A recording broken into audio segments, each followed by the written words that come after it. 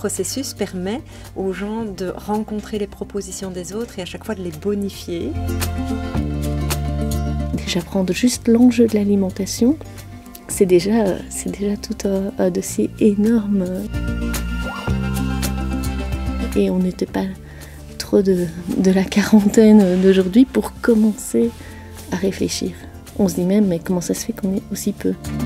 Neuchâtel, 2 décembre 2022.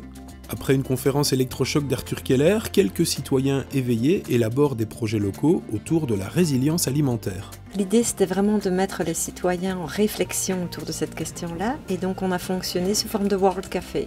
Le World Café, ce sont des petites tables rondes. Les gens tournent de table en table de manière à rencontrer chaque fois des citoyens différents à chaque étape du processus. On s'est rendu compte qu'on n'avait aucune information là-dessus. Comment, par quel bout on le prend?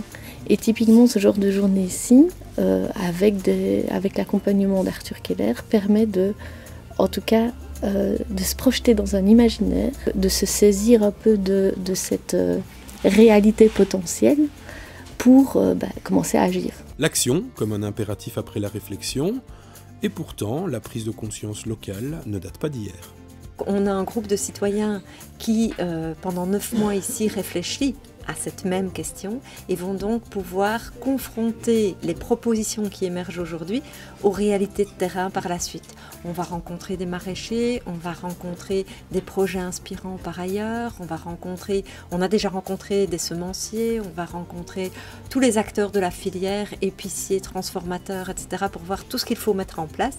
La résilience alimentaire, elle se construit beaucoup à la campagne et en zone circum-urbaine autour des villes, quoi. Par contre, uniquement à partir d'un moment où on atteint une certaine masse critique, de gens qui le font, et qui se mettent en réseau, c'est-à-dire pas juste un projet ici, un projet ici, un projet ici, un projet là, mais bien un réseau et une dynamique territoriale. Voilà, c'est ça qui est important.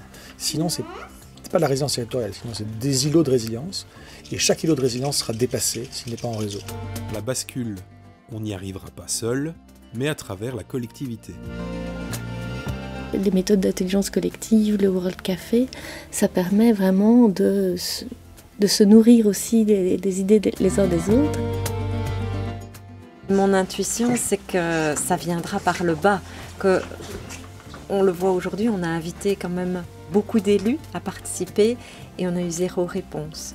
Donc je pense que le changement il viendra du citoyen, oui. Citoyens et des agriculteurs aussi, hein, des acteurs de terrain, oui.